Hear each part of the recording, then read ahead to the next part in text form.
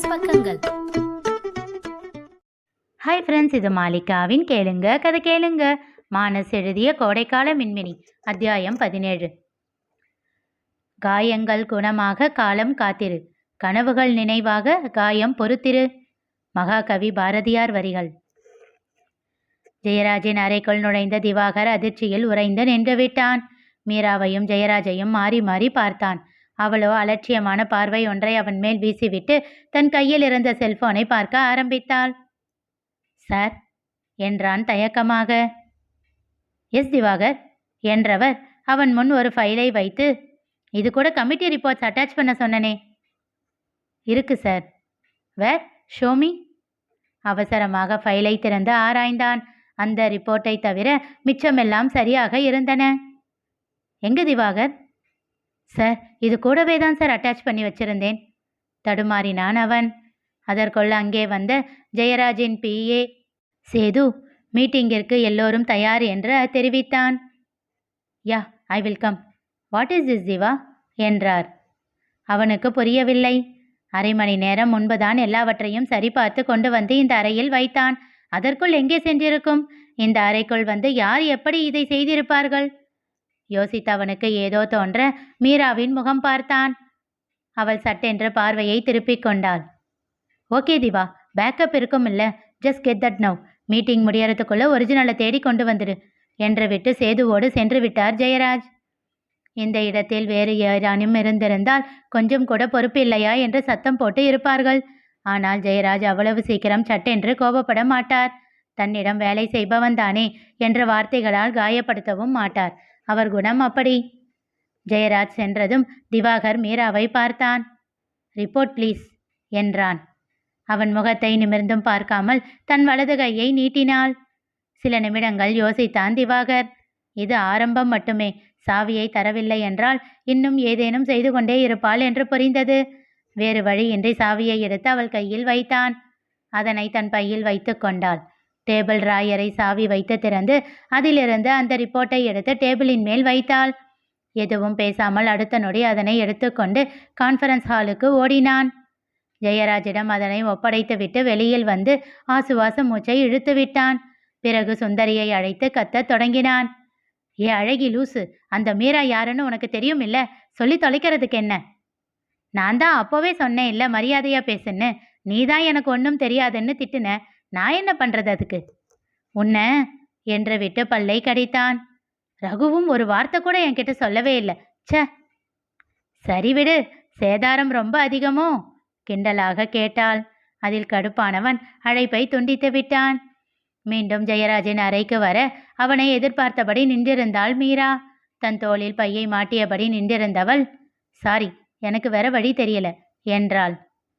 நீங்க பண்றது சரியான்னு அவன் சொல்லி கொண்டிருக்கும் போதே அவனை கை காட்டி நிறுத்தினாள். காலையில் உங்கள் பேச்சில் இல்லாத மரியாதை இப்போ ஏன்? அது நான் இந்த சீட்டில் உட்கார்ந்துருந்ததுக்காகவா இல்லை எங்கள் அப்பாவுக்காகவா? ரெண்டுமே எனக்கு பிடிக்கல. மீரான்றவ இப்போதைக்கு ஒரு தனி மனுஷிதான். இன்னும் எதையும் சொல்லிக்கிற மாதிரி நான் பண்ணலை. ஸோ இந்த மரியாதையெல்லாம் வேண்டாம். அதனால தான் நான் ஆஃபீஸ்க்கே வர்றதில்லை. இன்னைக்கு சாவிக்காக தான் வர வேண்டியதா போச்சு. நீ இன்னும் நல்லா யோசிக்க. அவன் மீண்டும் நிறுத்தினாள். தயவு செஞ்சு அட்வைஸாக ஆரம்பிச்சிடாதீங்க. டிசைனாக பல தடவை உங்கள் ஃப்ரெண்டுக்கிட்ட கேட்டு காது புளிச்சு போச்சு. நீங்களும் ஆரம்பிக்காதீங்க ப்ரோ, சலிப்போடு சொல்லிவிட்டு சென்று விட்டாள்.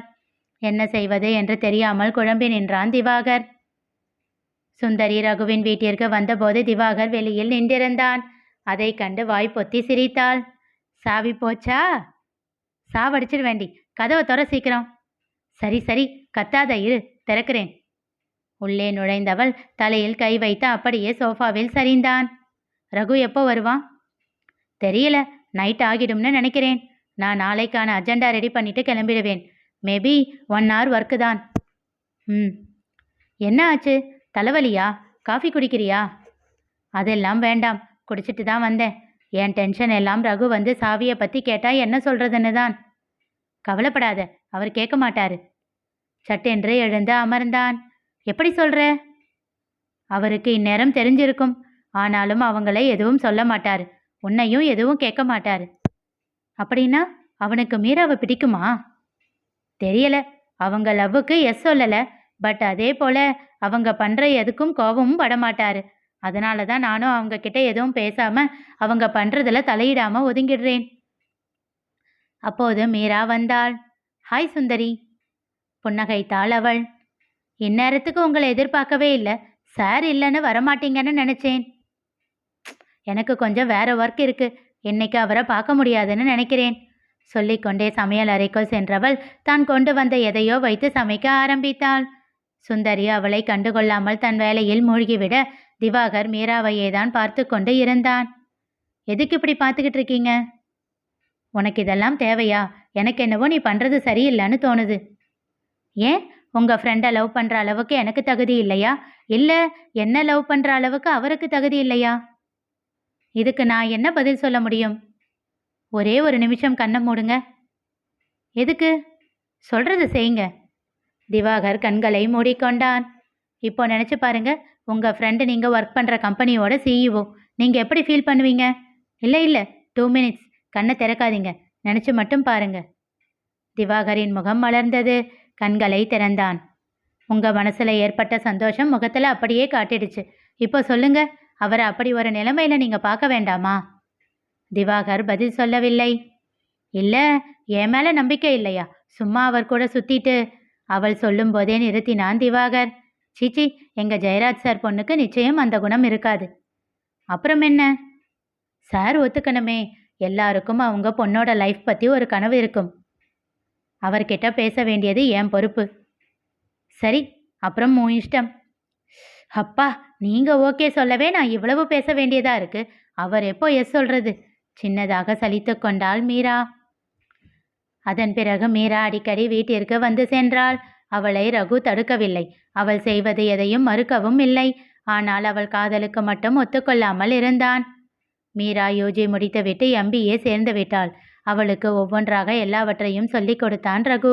ஒரு கம்பெனியை வழிநடத்த செய்ய வேண்டியவை, அதில் வரும் சிறிய பிரச்சனைகள் முதல் பெரிய பிரச்சனைகள் வரை அவற்றை எப்படி எதிர்கொள்ள வேண்டும், அதை சரி செய்யும் சூட்சமும் என்று ஒன்று விடாமல் சொல்லிக் கொடுத்தான். தான் கன்சல்டன்சி செய்யும் கம்பெனிகளின் பிரச்சனைகளை காட்டி அவற்றை பற்றி விளக்கி கூறுவான். எல்லாவற்றையும் அழகாக கிரகித்து கொண்டு மனதிற்குள் பதிய வைத்துக் கொள்வாள் மீரா. நாட்கள் செல்ல செல்ல அவன் மேல் காதல் அதிகரித்தது. இருவருக்கும் நடுவில் உடலை சார்ந்த உணர்வுகள் எதுவும் இன்றி அழகாக நகர்ந்தன நாட்கள். இருவரும் தொட்டுக்கூட பேசியதில்லை. அவன் சம்மதத்திற்காக அவள் காத்திருக்க அவனோ அதை பற்றி கண்டுகொள்ளவே இல்லை. சுந்தரிதான் இருவரையும் வித்தியாசமாக பார்த்தாள். இது உண்மையில் காதல்தானா என்ற சந்தேகம் அவளுக்கு வந்தது.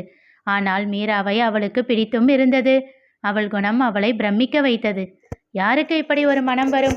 தான் காதலிப்பவனின் வீட்டில் வேறு ஒரு பெண்ணிற்கு உரிமை இருப்பதை யார்தான் ஏற்றுக்கொள்வார்? எந்த நேரத்தில் எப்போது ரகுவுடன் வேலையாக இருந்தாலும் அதை பற்றி மீரா கேட்டதே இல்லை. எந்த ஆண்மகனுக்கு இவ்வளவு நம்பிக்கையோடு ஒரு துணை கிடைப்பாள்? அது மட்டுமின்றி மீரா அந்த அப்பார்ட்மெண்ட்டில் இருக்கும் அனைவரோடும் சிநேகம் வேறு செய்து கொண்டாயிற்று. அவள் வசதிக்கு இப்படியெல்லாம் இருக்க வேண்டும் என்று என்ன அவசியம் இருக்கிறது? மீராவை பற்றி இப்படியெல்லாம் யோசித்தவள் ரகு ஏதோ தயக்கத்தில்தான் மீராவிடம் காதலை மறைக்கிறான் என்று எண்ணினாள் சுந்தரி. அதனால் அவனிடம் பேசி தெளிவுபடுத்தி கொள்ள நினைத்தாள். சுந்தரி ரகுவிடம் பேசும்போது ரகுவின் பதிலோ மீராவின் மனதை உடைத்து அவள் கண்களில் கண்ணீரை வரவழைக்கப் போகின்றன என்று அப்போது அவள் அறியவில்லை.